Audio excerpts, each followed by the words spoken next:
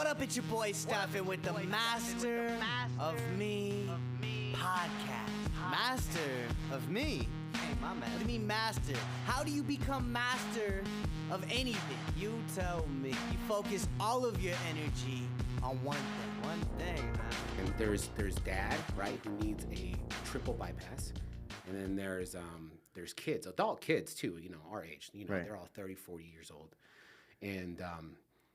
And I was sitting there, and I had a coat on, and he's like, "Oh, this is my assistant. He's just shadowing me." And I was just sitting there, like, didn't know what to do. And I'm sitting in the background, and he's telling this family, "Hey, I can help your dad. I'm actually," and it was a really complicated surgery.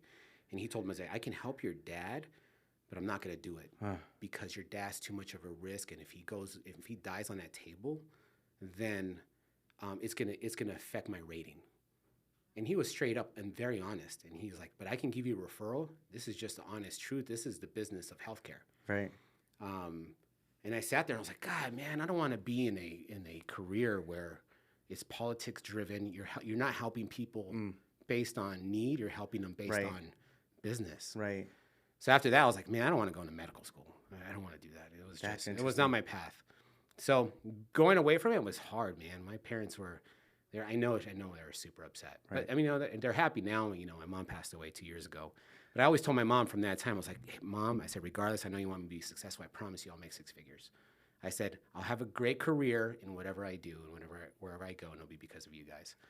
So that was my promise to them. So that was my drive. You talk about family and parents, like how they shape you, man. Right. That was my fire. So it was tough, man. How is it now? I felt the urge to want to jump in and say, "I'm sorry" when you say your mom passed away. But, Yeah, I throw that in, nuggets all the time.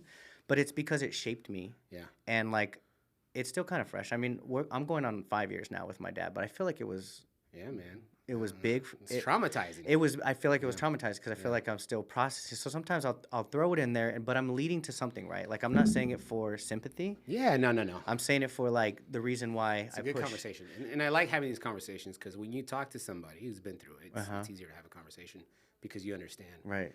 So my mom's, dude, I don't even know. And I elect to not know. I think it's going on 3 years for my mom, but I chose to not remember when it was. Right. Because I don't want to think about it. I was super close to my mom. And yeah, man, she was so you have two parents, right? For me, it was my dad was the emotional support, and my mom was too, but my mom was a business, the one I went for business. Right. I said, "Hey, Mom, what do you think about this?" And she Right. was the encourager. So when I lost her and it came so sudden because she died of cancer, man, that was tough. It was hard for me. And it affected, going on forward for the next, 6 months to a year. Yeah. Didn't work out, was unhealthy, Right. not happy. Couldn't figure it out, as a man, you don't know how to freaking deal with your emotions. Right. But, it taught me a lot. You saw who showed up, your family that showed up, your friends that called you. It taught me that, man. I mean, when I look at my phone and I saw the people that supported me, in tragedy, there's a defining moment in your life where you can see who's there with you on the road. It's a trip how that works too. I also in my perspective of my father who poured into every family member as possible. I think we got the short end of the stick on some cases because he was so big-hearted. Yeah. And he would whoever needed something, he would show up and do it, right? And stuff like that. So he was constantly going out to be a tugboat for people. Yeah. We're coming back and we're getting the rest of them and not the best of them. And so he's tired, he's burnt out. And with that, now that he's gone, when we try to do things for him or something like that, you kind of feel all the times of when he was giving back but then not received too. So what it shaped for me was how much I have to pour into my family and just keep guiding and coaching them along the way versus wanting to be at every gathering or whatever it is, every third, fourth cousin down the road, doing stuff or, sharing that. Before we used to bounce around Christmas, 4 different houses. And now it's yeah, I know it's all tough and touchy, but at the same time, now I'm okay with having the boundary, with waking up early, getting it with my kids and taking care of them first. We're so early. They're 5:30 ready to do stuff. And that feels good because I know that they're getting it first. So whatever happens in the rest of the day, I took care of mine and I didn't wait and I'm not burnt out from it. I think it goes, I think you're hitting on the nose. It goes from quality over quantity. 100%, right? yeah. And you're only one person. You only have so much time.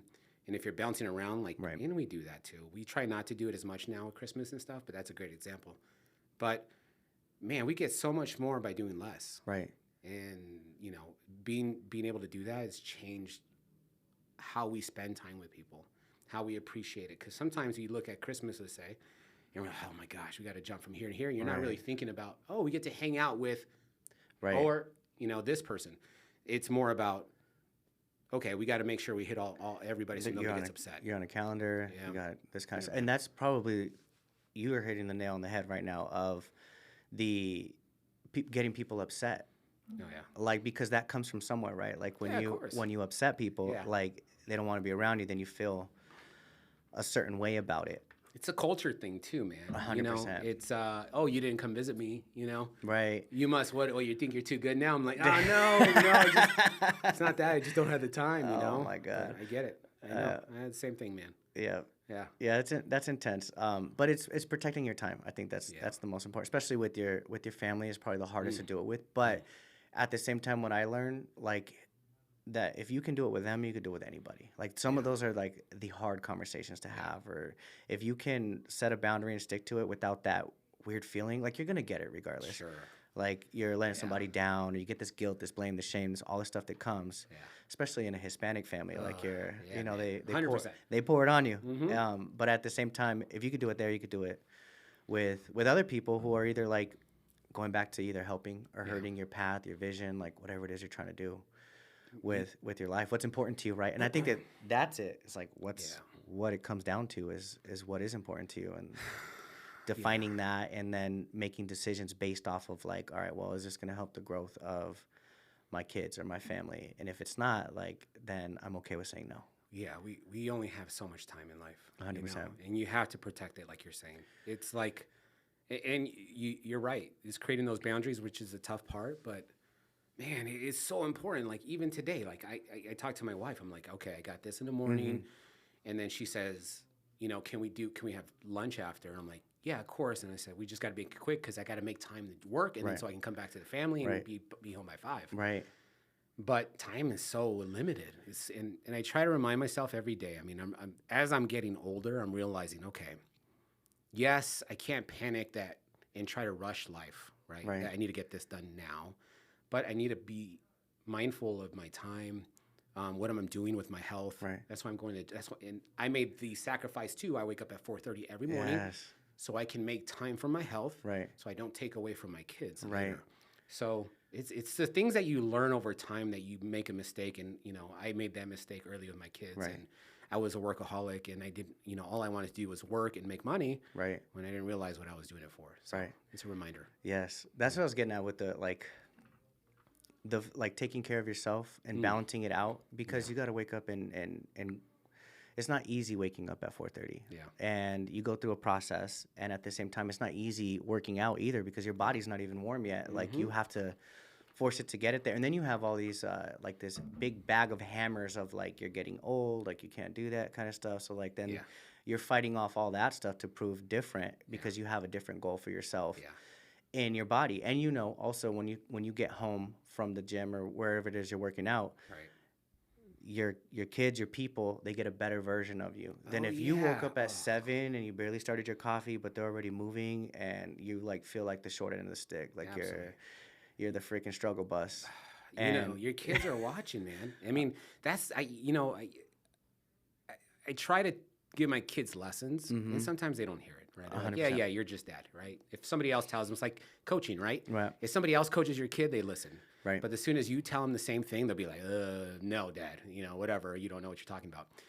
But what I do notice is when they see you making decisions and they see you being the person that you say you want them to be, then they pick up. Like, my kids, like, I start working out, they see me gone, you know, they know, oh, dad, you're going to the gym, right? And I say, yeah, I'll be back. And then all of a sudden, I have a little gym downstairs, and they're in the gym. And then they're like, hey, what are we going to eat today? Are we going to be healthy? You know, like, dang. And it's small things. Right. And I do, the kick in the ass for me to get healthy was my kids. Right. I mean, I was like dabbling, you know, I've always been an athletic guy in sports in high school, and I love to compete. And that's just my nature. Right. In the business, the same way. But the dedication you need not only to exercise but to nutrition. Oh my gosh, I didn't learn that till way late. I'm like, okay, nutrition is way more important than I'm barely even still learning exercise. that. Yeah. Oh my gosh, dude. The calorie deficit. Yeah, and man. like And what you put in. 100%. So I did the 75 hard program, Uh-huh. and that's dialed me in. I was Yeah. like, You get it after I that. I can live without ice cream after dinner. You know what I mean? Or without sweets. So that taught me a lot about nutrition, Right. and I saw the results. And I was like, man, I lost a lot more weight in a lot less time. I feel phenomenal. My body's not inflamed like it was before. And, you know, I realized the value of nutrition. I think, like, especially seeing that you don't need it anymore. Like, you can't change what you can't see, but you realize after 75 days, like, you actually don't need to have your routine of Sunday ice cream or pizza Fridays or like whatever they are. You know what I'm saying? Yeah. Like it's real stuff. And then all of a sudden you push through it and then you're like, man, I could do it. 75 hard was tough for me to start. Like, I think I wanted to start it for like 3 years. Yeah. And always came up with like, we're going to have this event coming up. It's in the calendar, like all the excuses. But then finally It's all mental. I just did it. Like I just picked it. Yeah, Picked the nice. time and I just went after it and then realized like it wasn't even that hard. Like, No perfect time and now. it was better Yeah. to like even exercising outside and getting the clarity of like being alone with my whatever I'm going through, because I did the night a night exercise outside and capped off the girls. They got used to it, and that was part of it too, is like rocking the boat at home. Going back to It's what a sacrifice, man. right. It is. And they got to be all on board too. They do. And you're trying to show them the big picture that you're not just selfishly trying to get all fine or good Yeah, looking. yeah. You know what I'm saying? Get like the six-pack. dad's trying to take care of you, you know. But like, let's start with freaking kudos to your body, man. And like you can see it in your mind, your body. I know like the first time I met you, I think was Soelio at the golf course, one of those tournaments or something like that, and just shaping like from then till now on dialing on yourself versus like we get lost in this building, but your results are here right now. Like I get to see it. Yeah. Like whether you look yourself in the mirror and you're like, man, I'm getting it. Well, but you know, we're not. I continue to take a picture every day. Uh-huh. You know, so I take a picture every morning. Same thing like the 75 hard. 75. Yeah. I continue to do it, and just of a reminder to be like, you know, the road that it took to get to this point. Right. And to know that, you know, working and the results are here. Right. And not to go backwards too. Right. So that's been huge. I mean, I've lost in the last year and a half, I've lost 50 pounds. Let's freaking go. Yeah. So and to be honest with you, I thought I was healthy, man. I would look at myself in the mirror and be like, all right, I flex a little bit. I'm not that bad, you know. I'd be like, this shirt fits right, you know. It's weird, yeah. But man, I didn't realize until looking back about how unhealthy I was. I didn't realize it. I didn't know that I can feel better, which I feel great now, and I still got more to do, but I'm on the right road. But I can see the difference of what nutrition, what fitness, what taking care of yourself mentally and physically looks like. You know what's weird is I look at it like, I don't know, like I'm a deep person, like because I need to go there so I can understand it. Otherwise, I don't get the point. Yeah. So like, I look at it as self-love. Like if my mom didn't show up for me or something as a kid, or like my dad when he was out for his time frame, like it's now me taking care of me. It's not like me waiting for them to come pick me up or me waiting for somebody to save me. It's like, all right, you know what's the best definition is like I love myself based off of what I put in my body. Well, it's the whole Like that's the evidence right there. It's the whole you know, when you're on a plane, they tell you got to put the mask on Yeah. first. It really is, man. Like somebody told me this before, and it really stuck. There's a couple things, but what somebody told me that if you don't take care of yourself, you don't take care of your wife. If you don't take care of your wife, you're not taking care of your kids. So until you learn to love yourself and be an example, because your kids are going to be who you are today. So, and I was like, is who you are as a person now who you want your kids to be? And I was like, no, you know, I don't want them to go through the things that I did, not feeling healthy, not being overweight, you know, having just mentality, just, you know, just by the end of the day, just done. You know, I didn't want that for them. So it's important, man. I think you have to put your back against the wall and be like life or death when it comes to like, is it okay? Like you're sick of it, right? Once you get sick of it, then you'll make a change. Otherwise you keep like people do things because it serves a purpose. Like you get a benefit from being lazy. You get a benefit from eating unhealthy, like because it's easy half the time.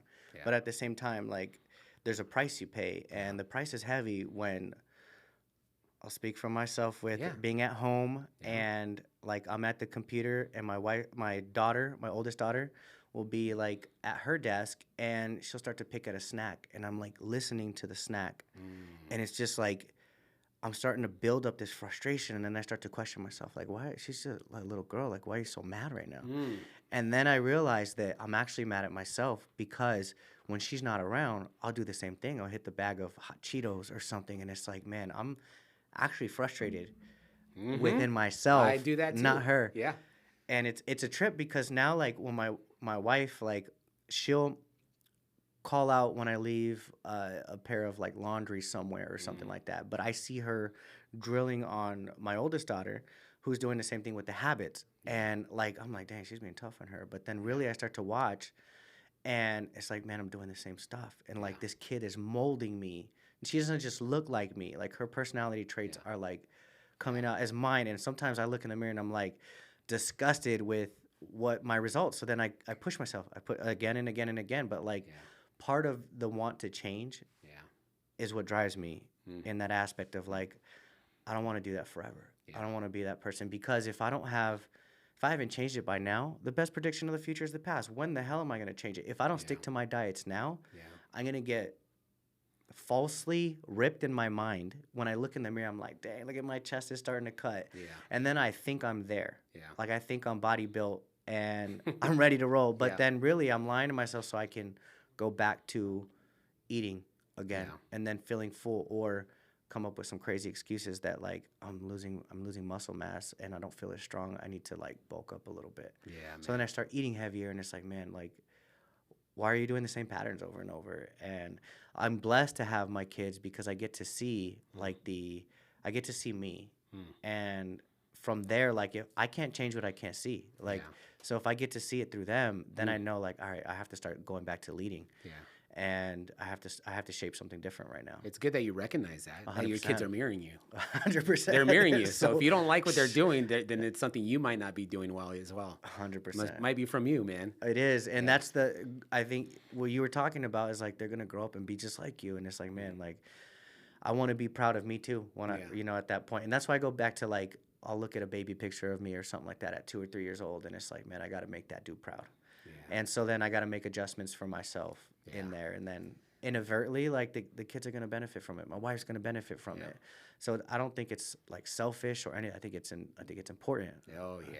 If anything, I want the kids to know that I wake up and get after it. Like there's this weird little feeling like I want to be there to kiss them right when they wake up. But then there's also like they got to know the routine of like what the rest of life is going to be like. You have to take care of your body. They're going to hit my age one day and they're either going to be so far gone and it's going to be a journey to get back, or they're going to already have the habits and routines built down from these stages. Like, how much time do I really have left there? They're soaking it up, man. I had the same guilt, and I actually didn't go to the gym in the morning for that reason. Right. I would say I don't want to leave the kids because it's my time to see them. But again, mentorship. Man, I got so many good mentors. Somebody told me once, he's like, look, you can go through the heartache of not seeing him in the morning, right, and live a longer life, or you can see him every morning and not see him later. Damn, that's like a smile now, cry later versus man. cry now, go in the morning and smile later when you get them. Yeah, like, do you want a longer life with them? And it's not even you, it's your grandkids, right? Like, what's coming next? Like, go back to your parents. Sounds exciting. Everybody keeps talking about grandkids and how fun it's like the second, like it's even better. But, and if it's better than having kids now, like I can't wait, man. That'd be great. 100%. But like, I also want to be able to still pick them up when they come run. Like my youngest daughter, she's 6. Every time I get home, she's out the door. She runs and jumps in my arms. And like, what if I get to do that with my grandkids? They come run. Like, I don't want to be like, oh, my back, back. You know what I mean? Or like something going on all the time. Like, I want to like. I'm the same way. Squat. Let's get here. Let me get this love. I want to be a flexible, healthy old man. 100%. Strong. 100%. I'm with you on that. I like that. Super wise, good golfer. Like, I want to be running people for the money. 100 here, 100 there. Like, all those things. I think it's healthy, man. I get this. You were talking about with the kid. Like when dad starts to talk to them a little bit. And in coaching with the younger kids, like I get to double dip because both my daughters go to the classes that I coach, so Nice. they're in the room, Nice. and I'm not drilling on them like telling them what to do. I'm doing it as a collective, and then they see how some of the kids will respond to me, and they'll like be grateful and thankful, and then they'll start to do it, and they learn and grow and get better. And at those moments is when they're looking from the outside and they're like, okay, maybe dad knows a little bit of what he's talking about. And they start to see me different versus me being dad and being at home and think that I'm just trying to ruin their life with taking stuff away They from see them. that you're equally as, hard on everybody else. 100%. It's a You little only bit of want what's perspective. best for them. 100%. And I think I use that a lot. Like I'm either like people are either helping or hurting you, and I'll tell them like, raise your hand if you think I'm helping you right now, and I'll just pull it out right then and there. Because if we don't change those things, like there's too many times where I let it go and then build up the frustration. Yeah. Versus like, let's just talk about it right now. Yeah. We talk about it right now, and then the lessons. It's like if dog pees inside the house. Yeah. Like we talk about it right now. Because if I wait a week, the dog's not gonna know what the hell I'm talking about. Why I'm built up that way. Like You didn't talk about it. 100%. You let it build up. I think the communication piece is so important. Like just being able to get it off your chest. Have you ever been to like a Tony Robbins event? I went one time in Phoenix. That was it was so big though. There was like 5,000 people Oh, there. man, Gary so- V was there. Like Okay. that was dope. Like, Yeah. But it was also like very promo and stuff like that. Okay, it was promo. But I've done some like personal development, more intimate, like 100 people type stuff, Yeah. and they do exercises and stuff like So that. same thing. You feel the exercise, and then how it hits your life, and then you find Yeah. where you can relate, and then how it impacts your life. That's really good. It's just figuring out your whole, like how to deal with your emotions, right? Right. Because that's, knowing how to work out's one, knowing how to eat's another, but also knowing how to deal with your emotions. Right. But one thing he does say is like, hey, when you lash out at somebody or your kids, and it's exactly what you're saying. It's not the cause of what's happening in the moment. It's accumulation of everything that's been happening within a time that you didn't deal with it. Right. So it took to that breaking point where you're just like, you lost your shit. Right. You just like lashed out. Right. So, but you're right on. That's pretty good. That's exciting. Ladies and gentlemen, Gabe Nevarez here on the Master of Me podcast. Man, I promise when I bring somebody to the table here, it is because I believe in my heart that there is value to be served, and not only for you guys, but for myself. And being able to sit man to man and just talk about life it's deep, because I believe I needed more when I was going through high school. I needed more when I was growing up. And now that I'm putting things together, I get an opportunity to share. And it's not me having the answers to everything. It's me being the bridge. So meet Gabe. Well said. Meet Gabe. Are we just starting? Say hello. Yes, Or sir. did we start? We started. I'll bring it back in, but Okay. like that was a warm segue. I feel good as far as like, No, yeah, man. I think we're warm and we're not awkwardly just starting a podcast. Man, you know what I mean? For me today, like honestly, I just wanted to be, I just wanted to be like, I enjoy these conversations because I too. appreciate them. Me too. I have breakfast most mornings. I meet with a bunch of guys in the morning, and we have breakfast, and we always talk about it. Like this is the best way to start a day is to interact, to Right. talk to people. What we're all confused about is that social media isn't social. Right. Social media is just a facade of what Right. you want people to see, Right. right? And we get to choose and dictate what people see. Right. But when you have a conversation, you're in real time. You can't edit. 100%. So having these conversations with somebody, with somebody going through a similar situation, or we're having something in common, Right. is so much more valuable You're and so much connected. more healthier Right. than talking online, right? You find this place of like empathy too. I've seen this exercise where there's two mountains. One mountain it's got a village. It's got like all the bells and whistles. It's nice. It's green. It's got fruit. It's got food. It's got animals. And then down the way, there's another island. And on that island, it was an old bomb island. Like they dropped a big bomb on it as testing. So it's all black and there's nothing there. There's not a form of life there.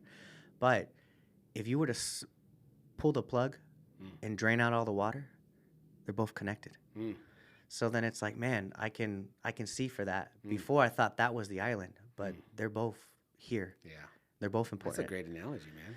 Yeah, I like that is so connecting with people, man. There's something about just being intentional and Yeah. like truly like knowing that I'm human, you're human, Yeah. and we're both connected versus what you put out all through text message, even a phone call. Like they're all important, but there's something so different about eye to eye type stuff, and that's why I love wrestling so much too. Like I feel that my cup is full Mm-hmm. even after like wrestling with somebody where it's uncomfortable Mm-hmm. and you're pressing each other, but at the same time you're still like locked in with each other. Mm-hmm. And when I leave there, I get that dopamine high of like, man, I feel good. Like let's go home and see what's going on. Like Yeah. any phone call that waits after that hour when I'm done, like it's so much easier. Like Yeah. I'm not built up or anything. Like it's just a You think way. it's because it's the stress relief? You think it's what is it? You said it's the dopamine. You just feel good. I get the high from it, but I Yeah. think it's uncomfortable. Like Mm. wrestling matches for me always were uncomfortable. Like Yeah. I felt like It's nerve wracking. I felt nerve wracking. I felt small. Like all my doubt came in, Sure. and then I had to overcome it. And Yeah. like all the adversity of like, oh man, this feels uncomfortable. Like that's like a signal. Now it feels like a signal to like, all right, that's the direction I have to go in. Like, That's like doing something super uncomfortable that you're not looking forward to, right. and then getting it done and being like, "Oh man, that was Right. easy. Like, Right. I feel good. What's next? What's Right. the next thing?" So then client calls, Yeah. family member, like whatever's going on, like Yeah. you're there and you're like, all right, we got this. Like, here's how it's gonna roll. And you can just go back to leading or just for me, I find just being vulnerable. Like because you're super vulnerable when you're wrestling. Like it's not like you can portray to be top dog, but it comes out when you're wrestling. Like when you're pulling on a person or you're pushing on a person, what they got, what they're made of. Oh yeah. And how to break them down. Yeah. And how to every problem you get in, your like mind starts to trigger for a solution. It's like, all right, I'm stuck. Like I got to get out of here.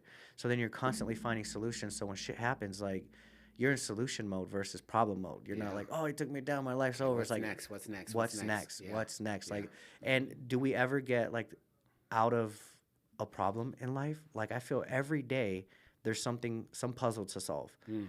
And that's what makes it interesting. It's like, Yeah. all right. So instead of looking at it as like, damn it, I got puzzles to do. It's like, all right, I feel it. It's here. Let's go get after it. Oh, Like yeah. the faster we get this shit done, like the faster we can go home. Yeah. I like that analogy. Oh, it's so true, man. It goes with everything in life. Right. Right. That's Problem exciting. solvers. That's what we are. We're problem solvers. So you're telling me you wrestle, man. What, Yeah. what here in Tucson? Like I how did that did. roll? What I school was did. it? So I went to Pueblo. Let's go. Yeah. Grew up on the south side. Who was there in Pueblo at that time? Did you know Steve Lopez? Yeah, he's my coach. That's my coach I was Freaking talking love to. Steve, dude. That's- Love Steve. Love Steve. So that's my mentor. Yeah. That I've been telling you about. No way. He was also my algebra teacher. No way. Yeah. And, I can't believe that. You just gave me goosebumps. Yeah, like man. now it connects the dots. Yeah, like, man. So yeah, he's retired now. Super proud of him, man. But man, he used to kick my ass. Yeah.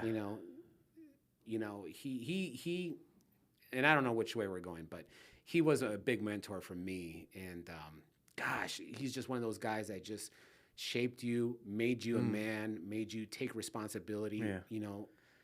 Just ownership of everything that you do. If you make a mistake, that's on you, man. Right. And you taught me that. That's what I loved about wrestling.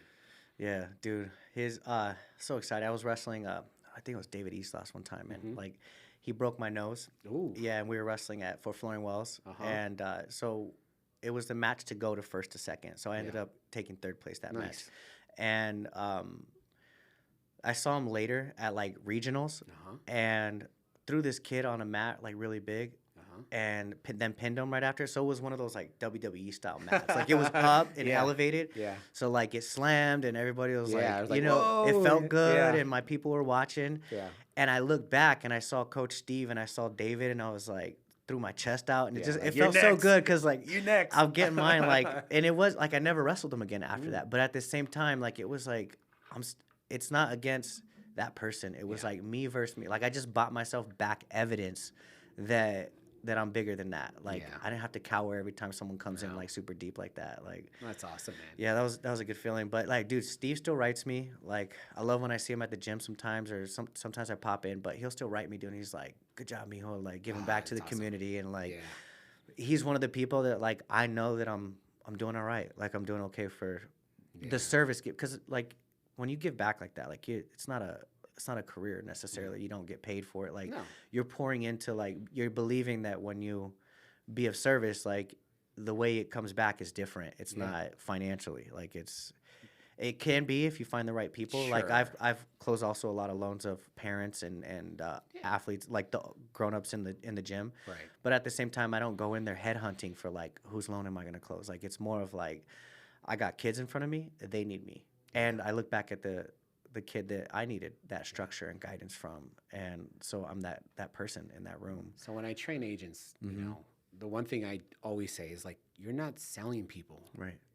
You're in the service business. Right. You need to find out what their problem is Right.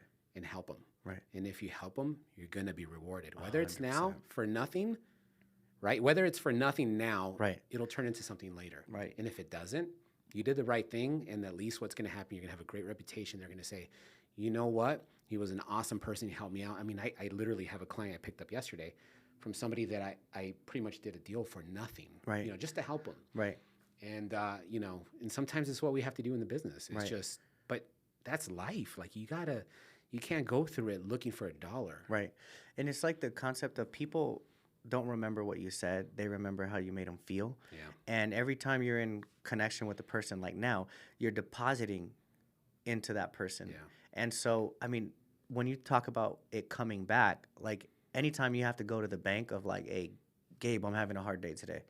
Like, who knows? Like, who knows that there might be, I can go to the bank that day and there's like, all right, dude, this is how you get through this problem here. Yeah. Or something like that. And it's like people, everybody, not just for money. It's everybody you're pouring into. Like, and you have to believe it. Like, I believe that you also have to really just use it as a commandment or a law in your life that, like, being of service, like, you'll get rewarded. Like, you're justly rewarded for the service that you render to mankind. So just be of service all the time. I you know, and it comes back tenfold because, like, I'll help friends, right? And I always tell them, I don't care about the commission. Whatever you need, call me. I don't care if it's commission or not, or you just need some guidance. Like, I'm there. At the same time, I can call them. They're attorneys, doctors. Like, when my mom was sick, I called the doctor that I knew, a good friend. Hey, man, I need your advice. Like, I need solid advice. You need to tell me what I need to do. Like, can I do this? Can I do that? Where should I take her? And, like, having the ability to call on people when you know it's authentic because you were there for them and you know they'll be there for you to give you honest advice and not business. Right. Man, that's there's no price on that. Like, I was so grateful when, you know, when my mom was sick to be able to do that because I had some peace of mind that I did, you know, everything I could. Right. So it's again, it comes back. 100%. 100%. And you sleep better at night. Oh, yeah. And it's the legwork that you're constantly doing. And because you have that, like, giver's mentality, you can call it, like, then you'll know that you're pouring. Yeah, man. You're outward focused, not always inward focused. And you can tell the difference in people right away of, like, when you, as you age, like, you can see the intentions of people. Like, what do they want from me? Like, what's going on here? We're not all perfect, you know. You know, we have off days, and sometimes we say the wrong things. And Shit, I'm living an off day. Let's go. yeah, man.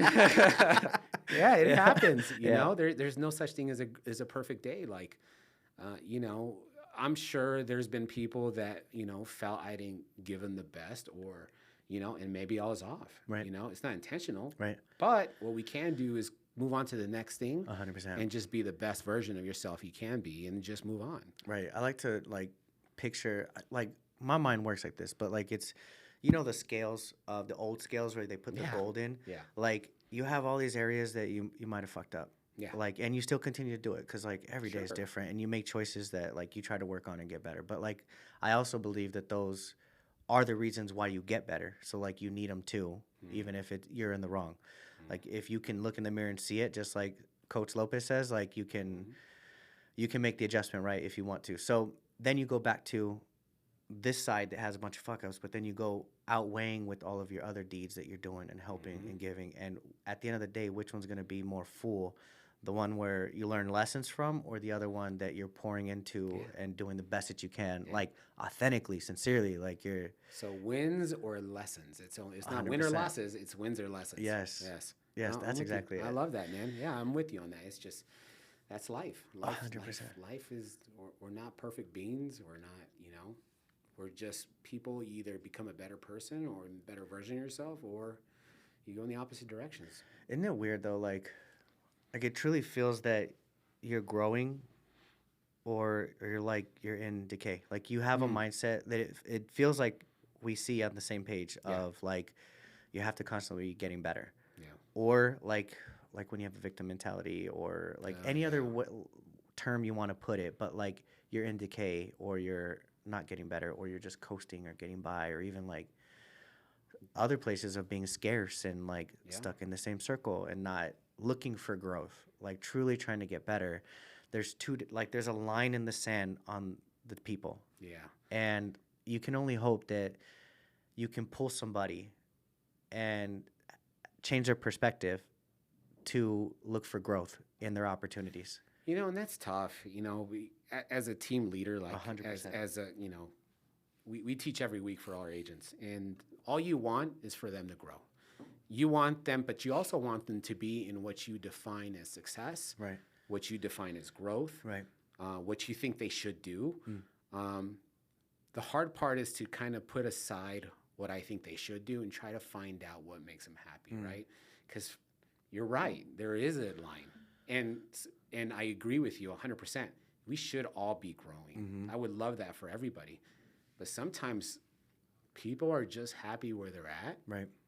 But that's a difference between, you know, we always say there's a difference between, you know, leaders and followers. Right. There's a difference between employee and employer. Right. And it's the mentality, right? So, and an employee and a follower could be just as happy. Right. You just want the best for them for sure. But yes, I 100% agree with you where we should be continually educating and learning. And I like every day I'm like doing audibles. I'm trying to figure out like, I'm trying to learn because I'm still, as I get older, I just want more. Right.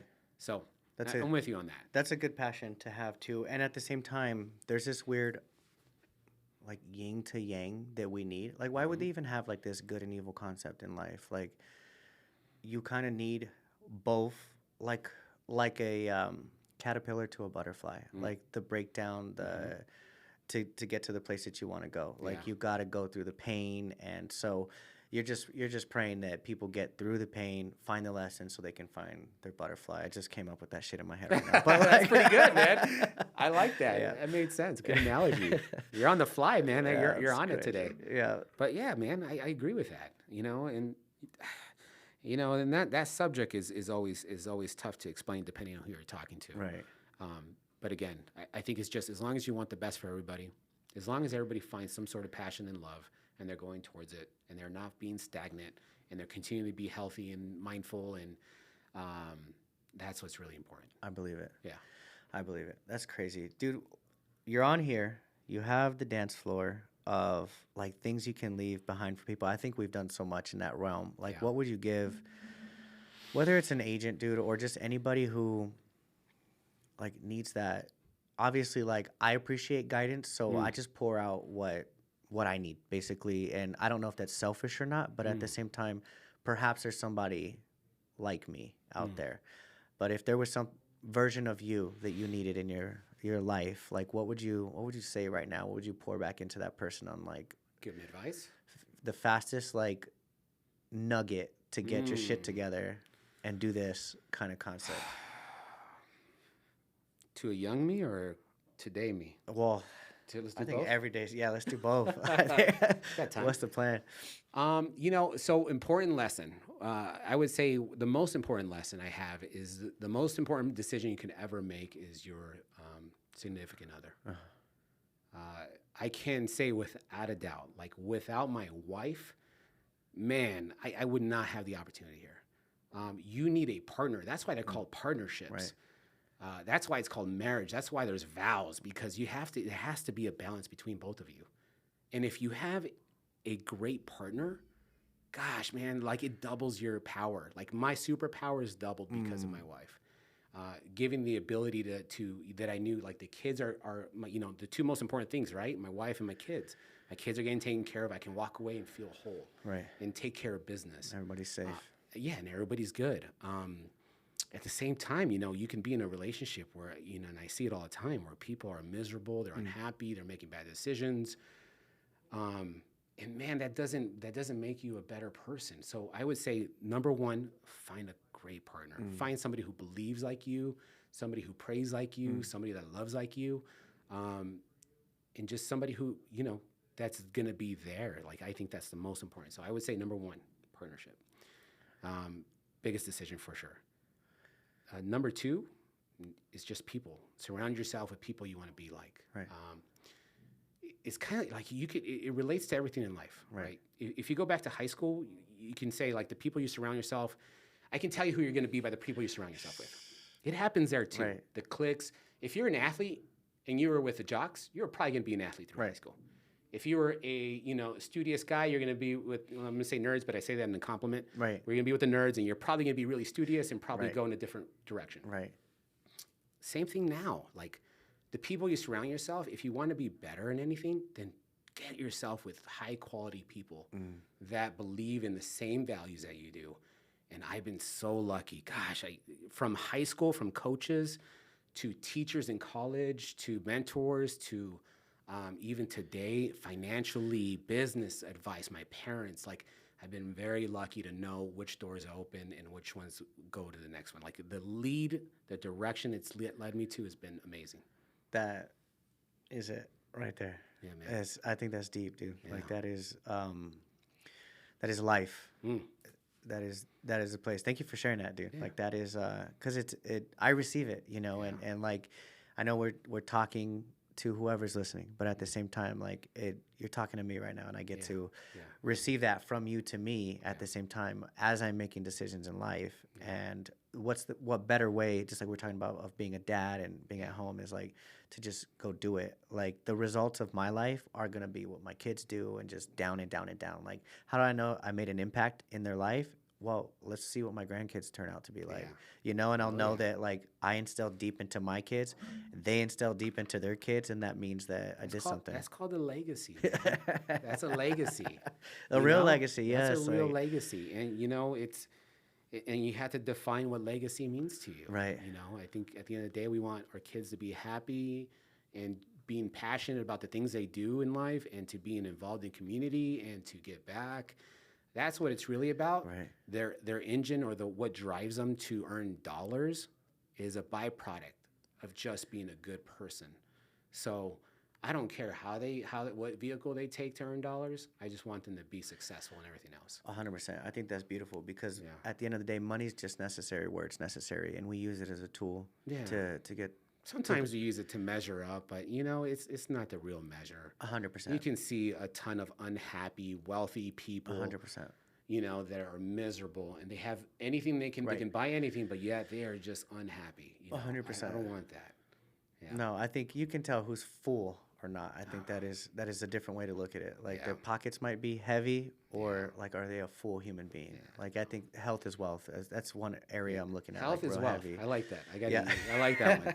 I heard it before, but I forgot about it. Man. That's a good one. I know. So that's what these things do. They come back around, and we get to reapply them because we forget. Yeah. And again, going with the same people that you share your thoughts with and you learn from in a room, the same as, like, what habits are we using on a daily basis? Like, that's why we would pick up an audiobook to rehear something and be like, all right, that's the direction I gotta, like, pour back into right now, so I can get more of that. And I wish I would be really good about pouring those in every day and being very habitual, which I am with certain things. Right.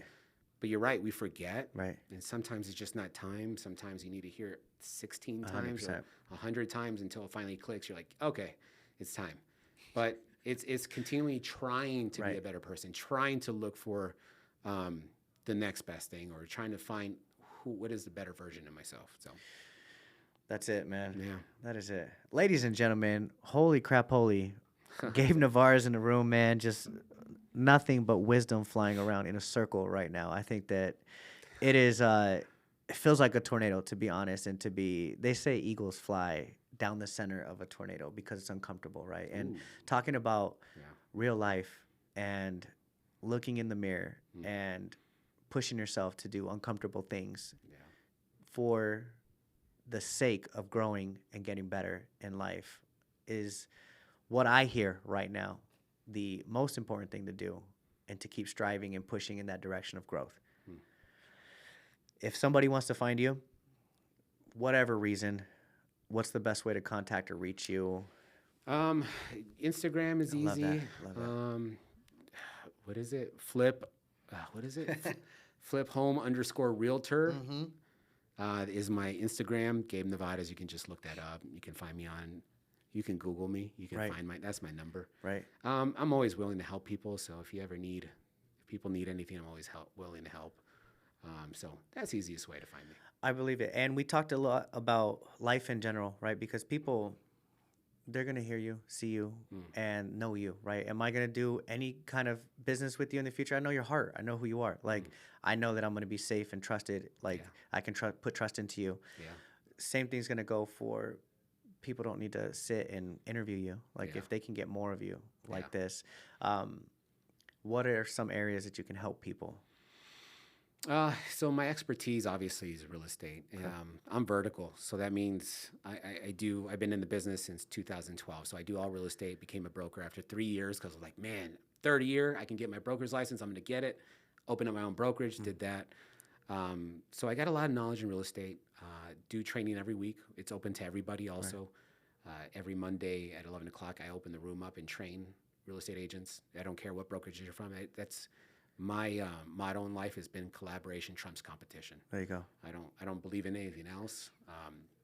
If you can't align with that, you're probably not the type of person that would work with me, right? Right. Because I believe that anything that I do, there's enough business in this town that I can give you everything that I do, tell you all my secrets, and we would both flourish. Right.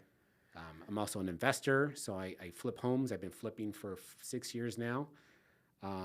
We have a development company. I'm a licensed general contractor. Let's go. I have and I also have a partnership in a title company with Pima Title. So I'm a little bit of everything, man. Right. And I try not to be. But that's why I want to make sure it's all vertical because I don't want to be in too many areas. Right. Well, I think what's beautiful about that is you're a bridge. So I could imagine if somebody needs something, you're going to point them in the right direction. Yeah, and I'll say this. When I got in the business, and especially in the investment side, it was because of people that helped me out. And I'll never turn somebody down who has questions about investing, flipping, what the process is, because I was there. I was clueless. I was ambitious as hell. I wanted to do it, and I was there, and I just needed guidance. And it's so simple just to get some advice. So if anybody needs that, I'm always happy to help with that. Let's go. Ladies and gentlemen, Gabe Nevarez. Yeah. Thank you for being here. Yeah, man. Thank you for having me here, man. This has been good. It's been super good. Healthy. Yeah, super good. Healthy. I'm going to have a good day now, man. Let's go. Let's go.